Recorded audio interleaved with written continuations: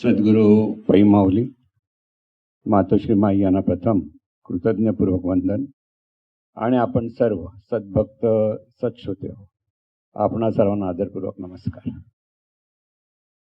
गेल्या मंगळवारी आपण एक प्रश्न विचारला की साधकाने जीवन कसं जगावं.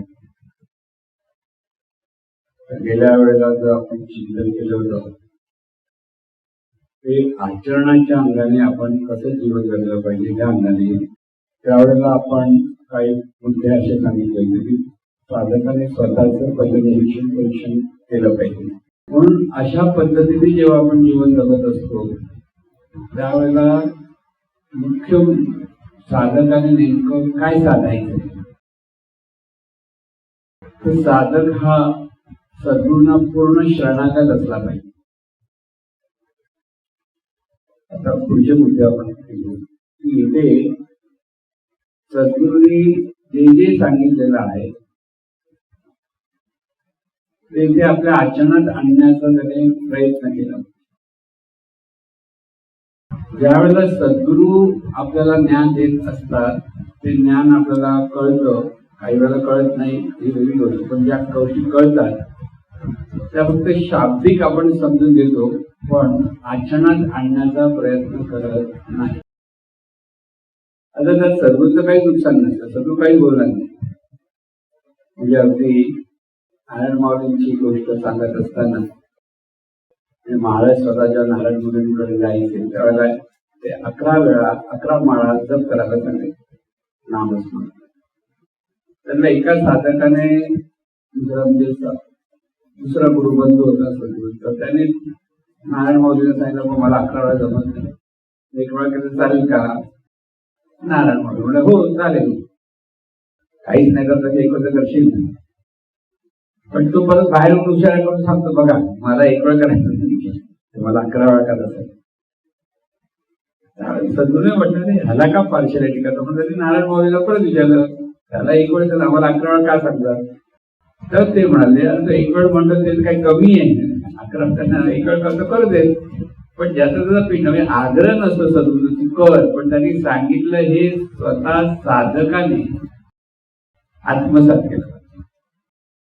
तिथे सोयीचा अर्थ लावता का म्हणा. आपण सोयीचा अर्थ तरी कसं 1 वेळ केलं चालेल असं ज्यावेळेस त्यांच्या सद्गुरूंनी सांगितलं नारायण माऊलींनी, तर त्या शिष्याने बरोबर आपला सोयीचा अर्थ घेतला. 11 वेळा करायची काही गरज नाही असं त्यांनी सरळ सांगितलं. आपण सर्वजण असेच करत असतो, आपल्या सोयीचा अर्थ जास्त लागतो, आपल्याला जे सोपं काही पडतं कसं जमलं ते करतो, अशा पद्धतीने आपण पाहत असतो.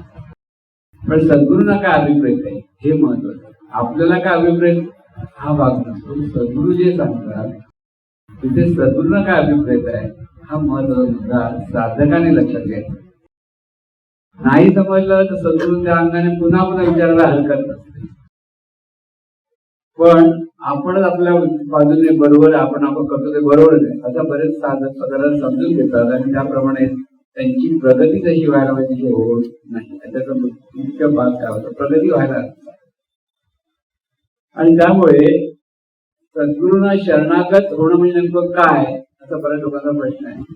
बऱ्याच लोकांना असं वाटतं की नमस्कार केला, सद्गुरूंची पूजा केली, मानस पूजा केली म्हणजे आम्ही शरणागत झालो. इथे आपुलेनी भेदेल जाणीजे जे माझे एकपण तयाचे नाव शरण मध्ये येणेगा असं संतांनी आपल्या काव्यामध्ये मार्गदर्शन केले. शरण काय पै आपुलेनी भेदेल म्हणजे इतर आणि आपण हा आपल्याकडे भेद आहे. मी अमुक आहे समंत मुख आहे हा जो भेद आपुलेनी भेदेल म्हणजे हा भेदच आपल्याला असताना आपण म्हणून कळत नाही. पै आपुलेनी भेदे जाणीजे जे माझे एकपण हे एकच दिव्य स्वरूप आहे आणि ह्या दिव्य स्वरूपाचं सगळं जीवन आहे. म्हणजे परमेश्वराचं सगळं जीवन आहे, त्या सद्गुरु स्वरूपाचं सगळं जीवन आहे. असा ज्या साधकाचा भाव असतो सतत सद्गुरूकडे पाहताना सतत त्याला सद्गुरूंशिवाय जीवनच नाही असा त्याच्याकडे भाव असतो. सगळं जीवन सद्गुरूंचं आहे, ते सद्गुरूंमुळेच चाललंय. ते सद्गुरू आणि चैतन्य स्वरूप हा एकच भाव तिथे असतो. त्याला म्हणतात आपुलेने भेदे जाणीते जे माझे एक पण, जे परमेश्वराशी आपण एक आहोत, ते सद्गुरूंची आपण एकच आहोत, एकरूप आहोत, एक म्हणजे एकरूप आहोत. हे जेव्हा एकरूपतेचा भाव साधकाकडे असतो तेव्हा त्याचं मी पण गळून पडतं आणि त्या साधकाची प्रगती होते. इथे महत्वाचा मुद्दा काय असतो की साधकाने स्वतःची प्रगती साधण्यासाठी काय केलं पाहिजे, आपलं मी पण गळून केलं पाहिजे. मी पण काढता येत नाही. कोणी म्हणलं मी पण काढतो, मी पण कधीच काढता येणार नाही. तिथे मी पण गळून पडावं लागतं. आता हे मी पण गळून कधी पडतं, जो साधक सद्गुरूंना पूर्णतः शरणागत होतो. टेम्पररी शरणागती वेगळी आणि परमनंट शरणागती वेगळी. हल्लीच्या काळातलं जर उदाहरण द्यायचं असेल तर मला असं आहे होतं का, पूर्वीचे नको, आताच्या काळातले हल्लीच्या तरी जे आहे गुरु आणि शिष्य जे दोघं आहेत, तर गुरु म्हणजे पॉंडिचेरीचे अरविंदो आणि त्यांची शिष्य म्हणजे मा म्हणायची. आता ह्या ज्या मा होत्या त्या फ्रेंच होत्या, फ्रान्स वरून त्या आलेल्या. पहिल्यांदा जेव्हा त्या भेटायला आल्या तर त्यांना ते स्वप्नात ते सतत दिसायचे, त्यांचं जे रूप आहे ते दिसायचे. त्यावेळेस बघितलं त्यांना कळालं हेच ते स्वप्नात दिसत आहे. त्यांनी कधीच त्यांना पाहिलेलं नव्हतं, पण ते स्वप्नात दिसायचे. आणि त्या परत गेल्या, कारण त्यांचं लग्न झालं तर मुलं होती, संसारी पाहिजे होती. दुसऱ्या वेळेस ज्या त्या आल्या त्या परत गेल्या नाही, पॉंडिचेरीला राहिल्या. पै आपुलेली भेटेल तिथे त्या वेगळ्या उरल्या नाही, त्यांनी स्वतःला सद्गुरूंच्या चरणी वाहून घेतलं. इतकं चरणी वाहून घेतलं की आता त्यांचा संसार असणार, आता मुलं होती, नवरा होता, सगळं होतं. आता ते करणं योग्य अयोग्य हे आजच्या आपल्या काळात लोक दुसऱ्या बाजूने करतात. पण शिष्य गुरुशी किती एकरूप होऊ शकतो ते त्याचं उदाहरण आहे. ते इतक्या एकरूप होत्या की सतत त्यांना, म्हणजे अरविंदो लवकर गेले, त्यानंतर मागे राहिल्या. अरविंदो लवकर देह सोडला. त्यांची सेवा तर त्यांनी केली, पण त्यांच्यानंतर पॉंडिचेरीचं सगळं कार्य, आता तुम्ही जर पॉंडिचेरीला गेला तर तिथलं कार्य कसं आहे तुम्हाला कळेल. इतकं व्यवस्थित अजूनही चालू आहे. तिथे म्हणजे अगदी शाळा चालवल्या, त्यांच्या नावे शाळा आहे, त्यांचे बरेच शिष्य तिथे येऊन राहतात, सगळं करत असतात. तर ते त्या इतक्या त्यांच्याशी एकरूप होत्या की ते गेल्यानंतरही सुद्धा त्यांच्या सद्गुरू स्मरणातच त्यांनी सगळं कार्य इतकं केलं की देह सोडताना सुद्धा सद्गुरूची जी समाधी होती त्याच ठिकाणी त्यांची समाधी दिली, बाजूला नाही, त्याच समाधीच्या ठिकाणी. आजच्या काळातलं एक वेगळं असं उदाहरण, आजच्या काळात तुम्हाला काही म्हणजे पूर्वीचा काळ नाही, हल्लीचा काळ सुद्धा बघायला तर थोड्या वर्षापूर्वीचा, म्हणजे गुरु शिष्याची जी एकरूपता आपण म्हणतो, ही एकरूपता इतकी शरणागती असते वेगळी की आपोआप मी पण निघून जाते. ती बाई फ्रेंच होती, हे तिथे आपले भारतीय होते, पण ह्या ज्ञानाने त्या इतक्या सद्गुरूंशी एकरूप होऊन गेल्या की त्यांचं वेगळं पण त्यांचं उरलं नाही. म्हणजे उदाहरण सांगितलं का किती शरणागती, मग कुठे कोण असं एवढं शरण असू शकतं का. तर तिथे खरा म्हणजे तिथे गुरुही खरा असला पाहिजे आणि शिष्यही तितका तोला मलाच असावा लागतो. म्हणजे परमार्थ सोपा नाही म्हणतात तिथे असो. आणि म्हणून साधकाकडे शरणागती असायला लागते. आपण शरणागती, सर्वसाधारण माणूस शरणागती कसं, नमस्कार केला की आपण शरण आलो, आम्ही तुम्हाला शरण आहोत हे शब्दाने बोलतो. ज्यावेळेला आपली कामं असतात त्यावेळेला मला वेळ नव्हता यायला, होतं ना सर. नो डाऊट प्रत्येकाला प्रपंचामध्ये प्रॉब्लेम आहे, नाही असं नाही. पण गेल्या वेळेस मी सांगितलं होतं आपल्या वेळेचं नियोजन कसं करायचं हे साधकाला ठरलं पाहिजे. प्रत्येक मनुष्याला, जन्माला आलेल्या प्रत्येक मनुष्याला 24 तास मिळालेले आहेत रोजचे. त्या 24 तासामध्ये 8 तास झोपी जातो आणि 16 तास आपल्या हातात. त्या 16 तासाचं नियोजन कसं करायचं, वेळ मिळत नाही म्हणजे तुम्हाला नियोजन करता येईल. आपण कारण सांगतो ना, बरं असं होतो, असं झालं, तसं झालं. ज्याला ह्या ज्ञानाची आवश्यकता, त्याच्यासाठी सर्व जगातली सगळी प्रॉब्लेम बाजूला होतात, तर त्याचं तिथे लक्ष नसतं प्रॉब्लेम असेल तर ह्याच ज्ञानासाठी आला पाहिजे.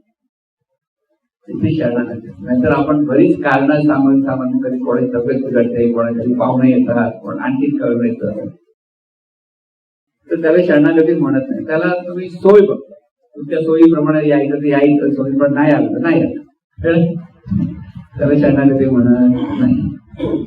आणि म्हणून मनुष्य जो शिष्य आहे, साधक म्हणतो, हे साधकाचं लक्षण सांगतो की साधकाला सद्गुरू म्हणजे सर्वस्व असतं.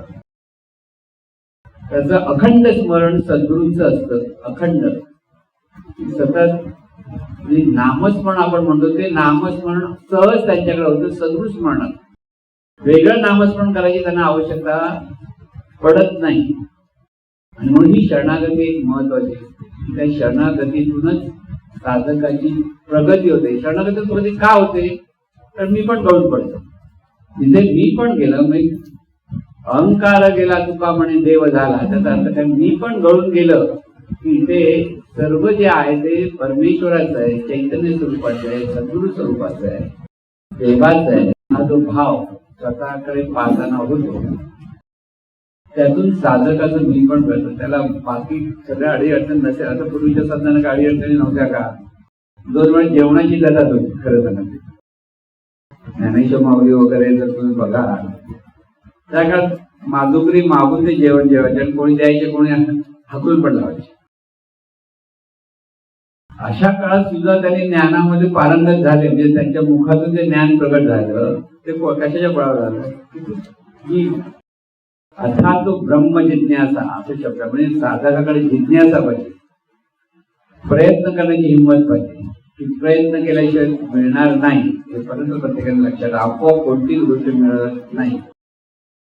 आपण व्यावहारिक ज्ञान मिळवण्यासाठी सुद्धा ग्रॅज्युएट होतो, म्हणजे किती वर्ष घालवतो आपण, 12, 13, 14 वर्ष ते कमवण्याचं आहे, करिअर करतो.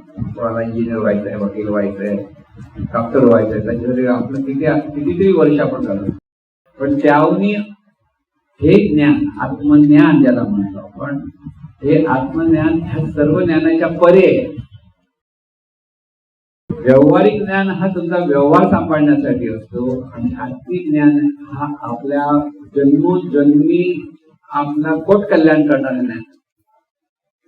ते ज्ञान मिळवण्यासाठी आपण किती प्रयत्न केले पाहिजे त्याचा विचार साधकांनी. म्हणून अथार्थ ब्रह्म, ज्याच्याकडे जिज्ञासा आहे त्याला तो साधक असतो. तुम्ही साधकाकडे जिज्ञासा असतील तसं त्याचे चिंतन असलं पाहिजे.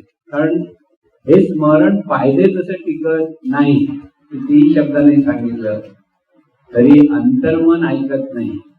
आता अडथळा असा तो अंतर्मनात असलेली त्याची जडणघडण लहानपणापासून, ती जडणघडण असल्यामुळे अंतर्मन किती ज्ञान ऐकलं तरी ते ऐकत नाही, म्हणजे ते त्याप्रमाणे वळत नाही. म्हणून बहिर्मनापर्यंत ज्ञान पोहोचलं तर त्याला शाब्दिक ज्ञान म्हणतो आपण. ते ज्ञान अंतर्मनात मुरलं की ते आत्मिक ज्ञान सहज त्याच्याकडनं करू. म्हणजे साधक जे शिष्य असतात काही जे संपूर्ण शरण आहेत, त्याच्याकडे सहज वागणं सुरू होतात, ठरवून वागत नाही. सद्गुरूंच्या शरणागतीतूनच सद्गुरू जे सांगतात त्याप्रमाणे सहज त्यांचं आचरण. तिथे प्रश्न पडत नाही त्यांना, सद्गुरू हे का सांगितलं, असं कसं बोलले, सद्गुरू बोलले, तसंच ते आत्मसात करण्याचा प्रयत्न करत असतात. म्हणून ती शरणागती. काही वेळेला सद्गुरू असे बोलले, अरे मला नाही आवडते सद्गुरू असे म्हणणारे साधक. तू कोण समजून घेणार आहे, सद्गुरू कोणत्या बोधातून बोलतात, तू कोणत्या बोधातून ऐकतोय, त्याच्यात फरक असतो. सद्गुरू हे देवभावातून बोलत असतात आणि साधक हा देहभावातून ऐकत असतो. हा मोठा म्हणजे 25व्या माळावरनं एखादा वक्ता बोलतोय आणि तळमजल्याला तुम्ही ऐका तर काय ऐकू येणार. तसं देवभावातून सद्गुरू जेव्हा बोलत असतो, देहभावातून ऐकणारा साधक हा तळमजल्यावर असतो. मग त्यांनी स्वतःची उंची वाढवावी लागते की स्वतः सद्गुरूंप्रती जे त्याचं प्रेम आहे, कृतज्ञता आहे, आदर आहे, तो भाव त्याच्याकडे जितका होतो तसा तो त्या सद्गुरूंच्या चरणापर्यंत पोहोचायचा त्याचा प्रयत्न असला पाहिजे. नो डाऊट सद्गुरू त्या लेवलला येऊन सांगत असतात, पण तरी सुद्धा त्यांच्याकडे असतो तो देवभाव असतो. आणि साधकाकडे देहभाव. म्हणून बऱ्याच वेळेला सांगितलेलं शब्दाने कळलं तरी क्लिक होत नाही. क्लिक कळलं असं वाटत नाही. हा माहिती आहे इथपर्यंत येतं. माहिती असते पण आचरणात येत नाही. पण एक वेळ अशी येते की ऐकता ऐकता एखादी मुद्दा इतका क्लिक होतो की हे असं आहे, तितके आपलं कसं कळलं नाही. असं जेव्हा साधकाला कळतं तेव्हा त्याला ते कळलेलं असतं आणि त्याचा परत पाठपुरावा करायला लागला की त्याच्यातून त्या ज्ञानाच्या दिशेने त्याची प्रगती व्हायला लागली. म्हणून हे ज्ञान पुन्हा पुन्हा ऐकावं लागतं. नुसतं एकदाच ऐकलं आणि आता आम्हाला माहिती आहे एकच पुस्तक वाचलं आणि सोड झालं. ग्रंथ वाचून ग्रंथी सुटत नाही असं पै म्हणत. ग्रंथी म्हणजे आपल्याकडे जो अहंकाराची ग्रंथी आहे, चितजड ग्रंथी गेल्या वर्षात मांडला होता. ती चितजड ग्रंथी नुसतं ग्रंथ वाचून होणार नाही, सुटणार नाही.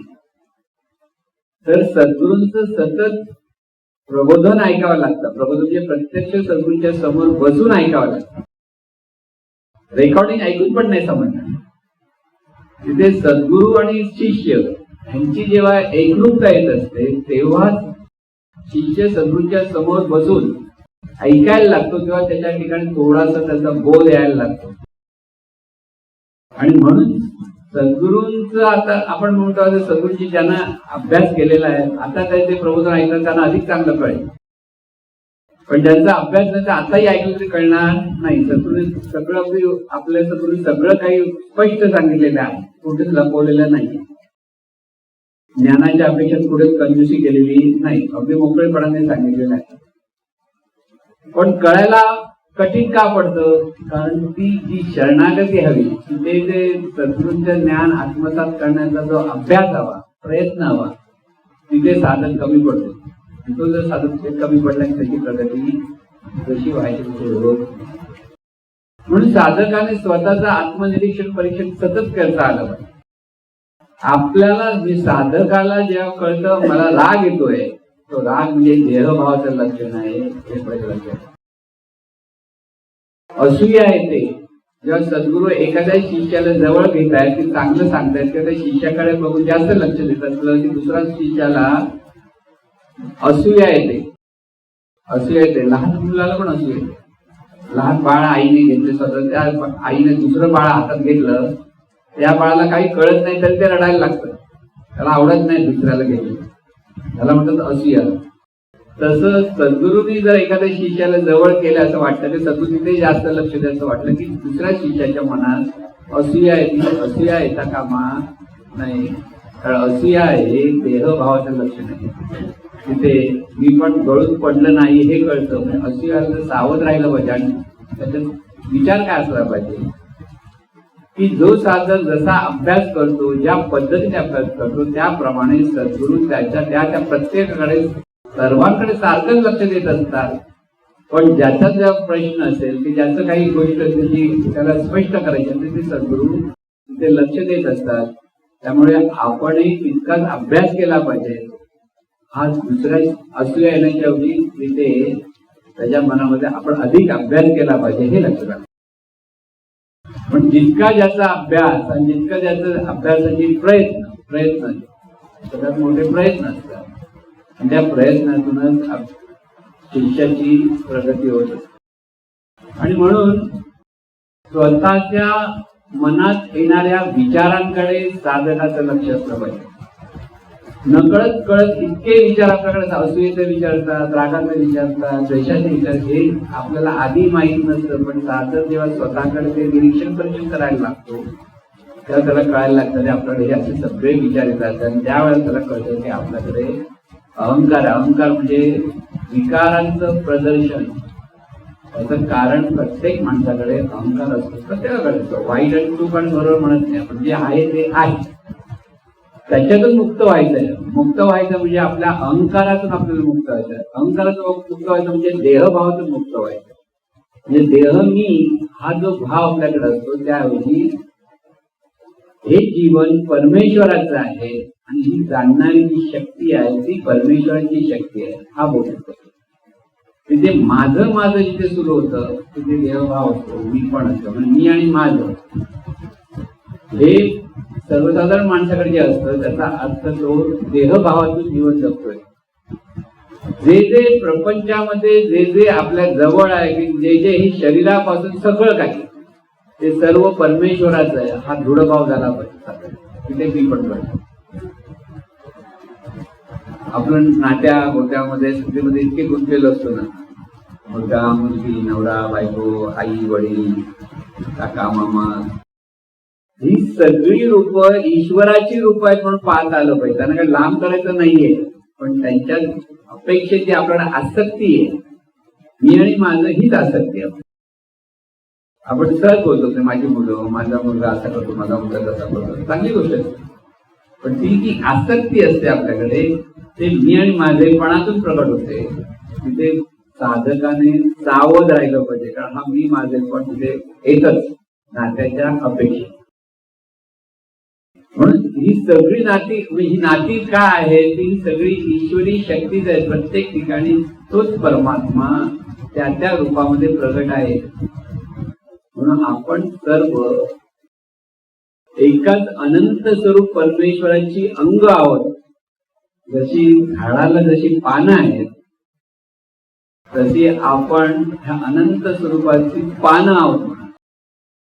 हा प्रचंड जो वृक्ष आहे, ब्रह्मांड ज्याला म्हणतो, हा प्रचंड वृक्ष आहे. आणि त्याच्यातलं जसं वृक्षाला एक एक पान असतं, फांद्या असतात, तसे आपण आहोत. परमेश्वराशी चिकटलेले आहोत. परमेश्वरापेक्षा वेगळे नाही. परमेश्वराशिवाय वेगळं जगू शकत नाही. परमेश्वरी शक्ती आहे म्हणून आपण. हा बोध इथे साधकाला सतत लक्षात ठेवता पाहिजे. सतत आपण परमेश्वराचे आहोत, म्हणजेच सद्गुरु स्वरूपाचे आहोत, म्हणजेच सद्गुरूंचे आहोत. प्रत्येक गोष्टीचा अर्थ लक्षात ठेवा. म्हणून तो कबीराने सांगितलं की देव आणि सद्गुरु जर माझ्या समोर उभे राहिले तर मी प्रथम सद्गुरूंना नमस्कार करेन. अर्थ काय? सद्गुरू हा देवापेक्षा वेगळा नसतोच. सद्गुरूला नमस्कार म्हणजे दिव्य स्वरूपाला नमस्कार. हा तसा म्हणजे वेगळे वेगळे समोर कोण येणार नाही. कारण देव असा वेगळा आहे, समोर उभा असतो. देव हा सर्वत्र आहे. मग सांगितलं चैतन्य शक्ती सर्वत्र आहे, त्याच्यातच आपलं सगळं जीवन चाललेलं आहे. पण ते आपल्याला कळत नाही, कारण ते निर्गुण निराकार स्वरूप आहे. त्या निर्गुण निराकार स्वरूपात आपण असल्यामुळे आपण सगुण निराकार, सगुण साकार रूपाने आता पाहतो आहोत. तेव्हा आपल्याला ते कळत नाही. पण मुळात आपण आणि परमेश्वर दोघांचं स्वरूप एकच आहे, निर्गुण निराकार. मग तुमचं प्रत्येकाचं निर्गुण निराकार स्वरूप आहे, पण आपल्याला कुठे कळतं. पण उदाहरण दिलं कळतं की आपण गाढ झोपेत असतो तर कुठे असतो, ते आपलं निर्गुण निराकार स्वरूप आहे. म्हणून स्वरूपाशी एकरूप होतो.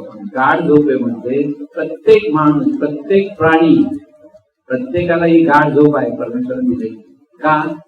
कारण तो परमात्मा जे चैतन्य स्वरूप, अनंत स्वरूप आहे, ते जे निर्गुण निराकार स्वरूप आहे, आणि त्याच्यातून आपण म्हणून निर्माण झालेले जाणणारे जे तत्व आहे, ते त्या तत्वाचं एकच स्वरूप असल्यामुळे त्या गाढ झोपेमध्ये परमेश्वर आणि ही जाणीव, ते जाणणारे तत्व हे एकच रूप होत असतं. आणि म्हणून गाढ झोपल्यानंतर आपल्याला बरं वाटतं, शरीराला आराम मिळतो, मनाला हुशारी येते, मन तजेलदार होतं. कारण स्वरूपाशी एकरूपता असते, परमेश्वराशी एकरूपता. म्हणून परमेश्वराचे स्वरूप हे समजलं पाहिजे. आपल्याला परमेश्वर चैतन्य स्वरूप जेव्हा म्हणतो त्यावेळेला आपल्याला बरंच लक्षात नाही, परमेश्वर वेगळा वाटतं, चैतन्य स्वरूप वेगळं वाटत नाही, एकच आहे. म्हणून इथे आपणही निर्गुण निराकार स्वरूप आहोत. हा बोध प्रत्येक वेळेला लक्षात ठेवला. आपण म्हणजे देह नव्हे, हे स्वतःला सतत सांगत राहिलं पाहिजे. आपण म्हणजे देह, हा सहज भाव आहे आपल्याकडे. तर हा देह म्हणजे आपण नव्हे, देह ही दिव्य आहे. देहातून ही जाणीव कार्यरत होते, तिला जाणीवपूर्वक जाणता येतं. म्हणून माणसाचा जन्म आनंदासाठी आहे असा एखादा प्रश्न होता. माणसाचा जन्म आनंदासाठी, मग त्याला खरा आनंद का मिळत नाही? कारण आपण परमेश्वराचे अंग आहोत, किंवा परमेश्वराने आपलं स्वरूप एक आहे हे जोपर्यंत कळणार नाही तोपर्यंत खरा आनंद मिळणार नाही. आता खरा आनंद म्हणणं म्हणजे काय? त्या स्वरूपाची जी एकरूपतेतून जी शांती सुख प्राप्त होतं संतांना, ते सर्वसाधारण माणसाला मिळत नाही. कारण सर्वसाधारण माणूस आपल्या आयुष्यातल्या विषयाशी संबंधित असलेला आनंद घेण्याच्या प्रयत्नात असतो. नात्या गोत्यामध्ये जी सगळे आपले ते सगळे विषय आहेत. जिथे जिथे आपण संबंध जोडतो हवा आणि नको ह्या अंगाने प्रत्येक वस्तूशी त्याला विषय म्हणतात. मग अगदी जिलेबी असली तरी ती विषय आणि आपलं लहान मूल असलं त्याच्याकडे बघून आपण आनंदात बसलो तोही विषय. प्रत्येक वस्तू ही आपल्यासाठी विषय आहे हे कळलं पाहिजे. की तिथे हवा आणि नको इथे अडकला की त्याच्यात गुंतवून तिथे आनंद घेत बसाल तेवढ्या पुरते, पण मनापाच्या विरुद्ध झालं की परत दुःख आपल्या वाट्याला आलं म्हणून समजा. आणि म्हणून शांती सुख म्हणजे परमेश्वराची जी एकरूपता आहे. एका जनार्दनी एकपणे उभा, एकपणे उभा, चैतन्याची शोभा शोभवीत शोभवीत, माय जगन्नाथ बाप जगन्नाथ बाप जगन्नाथ, अनाथांचा नाथ जनार्दन जनार्दन. आता इतकी सुंदर एकनाथ महाराज आहे. एका जनार्दनी, एका म्हणजे एकनाथ महाराज, जनार्दनी म्हणजे सद्गुरूच्या ठिकाणी एकपणे उभा शरणागती. म्हणजे एका हा एकनाथ नाही उभा आहे, तो जनार्दनच उभा आहे. जनार्दन कसा उभा आहे? चैतन्याची शोभा शोभा, चैतन्य भाव चैतन्यमय. आणि तिथे ते सांगतात माय जगन्नाथ बाप. माय आणि बाप कोण आहे? जगन्नाथ म्हणजे हे अनंत चैतन्य स्वरूप, ज्याला निर्गुण निराकार स्वरूप आपण म्हणतो ते. आणि हे कळलं कोणाला? जोपर्यंत अनाथांचा नाथ, अनाथ ज्याला सद्गुरु आहे तो नाथ आहे, आणि ज्याला सद्गुरु नाही तो अनाथ आहे. आई बाप आई वडील नसेल तर आपण अनाथ आहे म्हणून. पण ज्याला आपण सद्गुरूंचे आवाज कळतो तेव्हा त्यांच्यासाठी सद्गुरू हा नाथ असतो. पण ज्याला सद्गुरूच नाही, काहीच माहित नाही, तो अनाथ आहे, कारण त्याला ते ज्ञान देणारा कोणीच नाही. म्हणून अनाथांचा नाथ जगन्नाथ. जोपर्यंत सद्गुरू मिळत नाही तोपर्यंत तो अनाथ असतो. पण साधकाला जर सद्गुरू मिळाला त्याला नाथ मिळालाय. नाथ कसा असतो? तो सद्गुरू जनार्दन. म्हणजे एकनाथ महाराजांचे सद्गुरूंचं नाव जनार्दन स्वामी. म्हणून त्यांनी कसं अनंत स्वरूप, चैतन्य स्वरूप आणि सद्गुरू कसे एकरूप आहे हा बोधही त्याच्यामध्ये उषाच्या काव्यामध्ये दिलेला आहे. आणि म्हणून साधकाकडे सद्गुरूंकडे बघण्याची दृष्टी जशी असली पाहिजे की आपण देवाशी बोलतो, देवाबरोबर आपले सगळे संबंध आहेत. आणि त्यामुळे देवाशी बोलताना आपल्याला तिथे मोकळीक असते. आपले सगळे प्रश्न आपण विचारू शकत असतो. आणि त्यामध्ये जसं लहान मुलाने आईकडे जसं मागावं, आईकडे जसं बोलावं आणि आई प्रेमाने ते सगळं त्याला सांभाळावं, तसं सद्गुरू आणि शिष्याचं नातं असतं. तिथे जवळीक असली पाहिजे आणि तिथे तेवढाच आदरही असला पाहिजे, तेवढंच कृतज्ञताही असली पाहिजे, इतका देवत्वाचा भाव असला पाहिजे.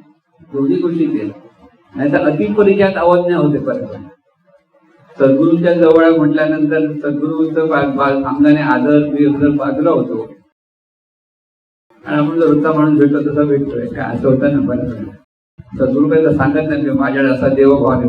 हे संत सांगतायत, ज्याने अनुभवलेला आहे त्या अनुभवातून सांगतो. म्हणून अनुभूती आल्याशिवाय खरा सद्गुरू कळत नाही.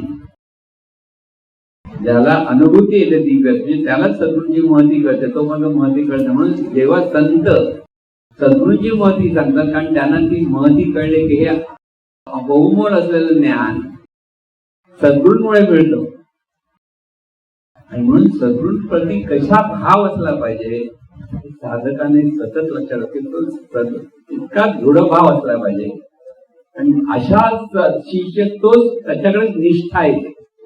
बघा, श्रद्धा असते, प्रयत्न असतो आणि त्यातून जशी जशी अनुभूती यायला लागते, जशी प्रगती व्हायला लागते, तेव्हा शिष्याला सद्गुरूंप्रती निष्ठा असते. मग तो इकडे तिकडे हलणार नाही. एकनिष्ठ असं आपण म्हणतो ना. एकनिष्ठ म्हणजे जिथे सद्गुरूंचं जे ज्ञान आहे त्या ज्ञानाच्या प्रकारे दुसरीकडे जायची गरजच नसते, कारण सगळं काही तिथून मिळणार आहे.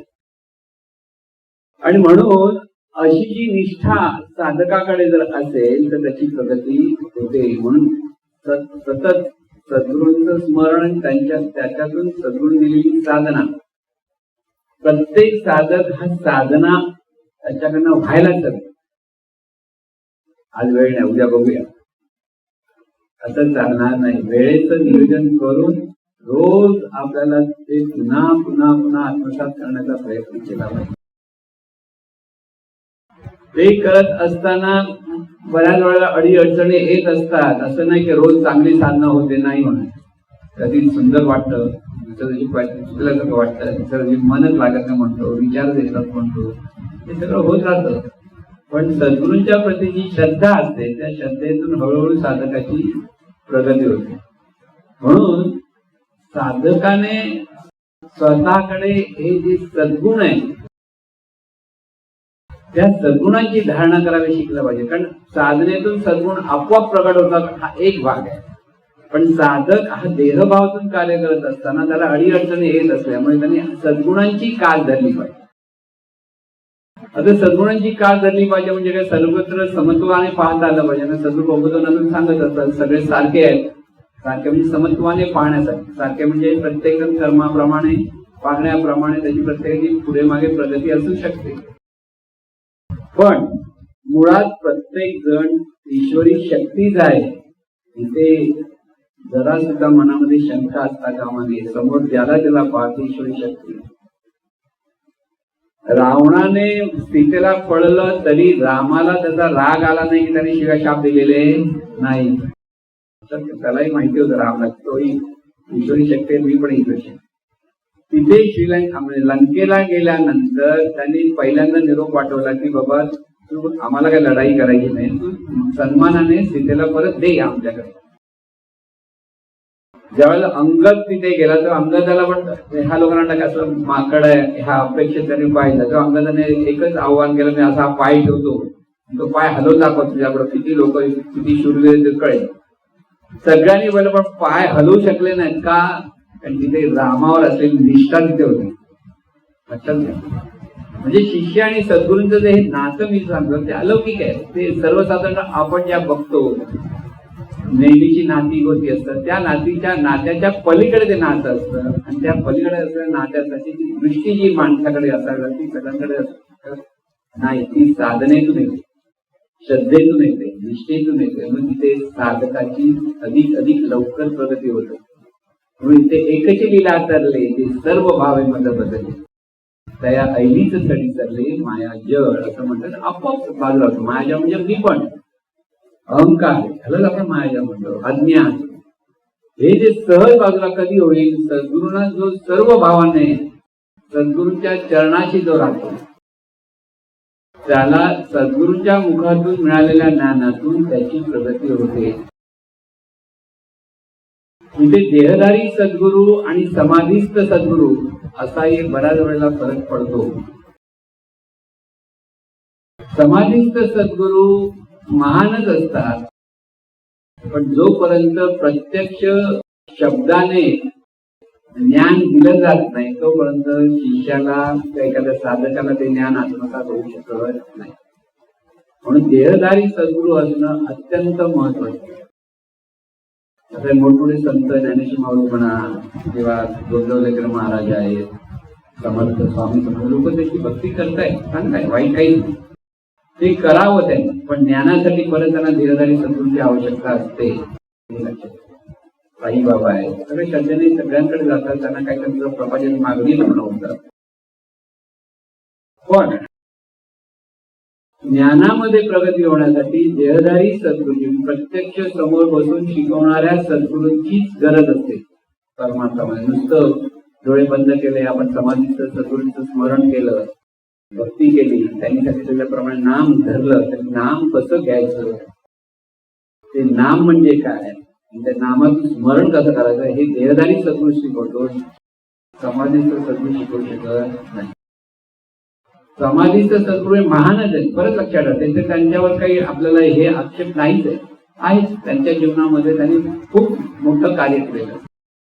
पण सर्वसाधारण शिष्याला आता समोर सद्गुरू सांगत असताना कळत नाही, तर समाधीचं सद्गुरूकडनं आपोआप कसं कळेल, सरळ विषय. आणि म्हणून आपण आपले सद्गुरू म्हणजेच परमतत्व जे आहे तिथेच आपला भाव जर पक्का असेल तर बाकीच्या सगळ्या सद्गुरूंचा आपण आदर करतो.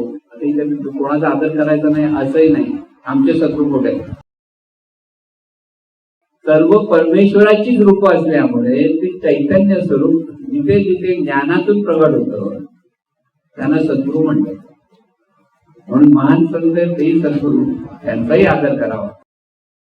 आत्ता जे कोणी असतील चांगले वाटतं हे सद्गुरू ते सद्गुरू, त्यांचाही आदर करावा. ते आम्ही आमचे सद्गुरू मोठे म्हणून जो एखादा शिष्य भेदभाव करत असेल तर तो साधकाला घातक आहे. कारण तिथे अहंकार आहे.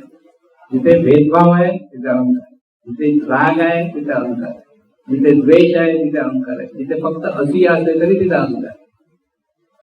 म्हणून शरण जाणं म्हणजे मी पण बाजूला जाण्यासाठी आपल्याला किती श्रद्धा आणि निष्ठेने आणि सर्वांचा आदर कसा करायचा हे कळलं पाहिजे. म्हणून फक्त आता आपण संतांचा आदर करा म्हणत नाही तर प्रत्येकाचा आदर आपल्याकडे असला पाहिजे. समोर येणाऱ्या प्रत्येकाबद्दल आपल्या मनामध्ये ती ईश्वरी शक्तीच आहे बोध असेल तर आपण सर्वांचा आदर करतो आपोआप. कारण आपलं वागणं हे भावावर अवलंबून असतं. आपल्या मनामध्ये जसा भाव असतो त्याच्यातून त्या माणसाबद्दल आपण चांगले वाईट वागतो. एखाद्या माणसाच्या मनात जर आपला वाईट भाव आहे हा माणूस बरोबर नाही तर आपण प्रेमाने बोलू शकत नाही, आदरपूर्वक बोलू शकत नाही. मनात कुठेतरी खटकतो, दाखवण्यासाठी कधी या या म्हणतो आपण, मनात म्हणतो काय आला असं होतं. पण ईश्वरी शक्ती आहे हा जर बोध असेल तर प्रत्येकाचा आपल्याला आदर करता येतो.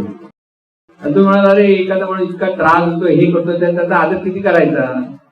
आदर कर, पण त्याला तू त्याच्यापासून किती अंतर ठेवायचं हे शिक.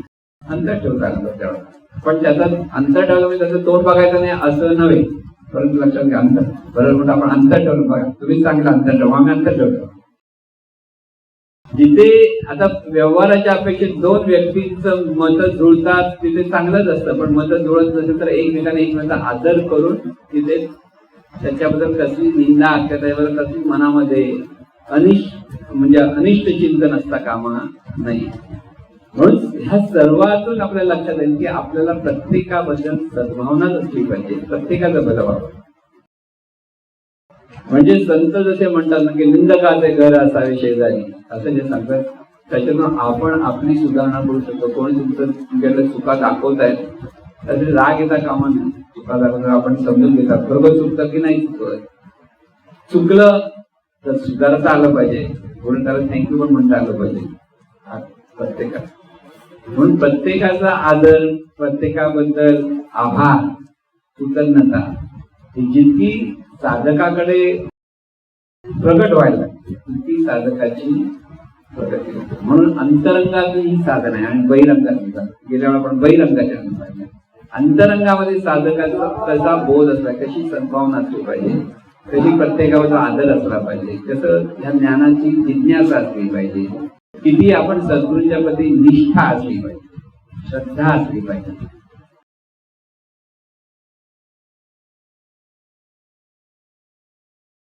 म्हणून समता, सभ्यता, सामंजस्य, सहिष्णुता,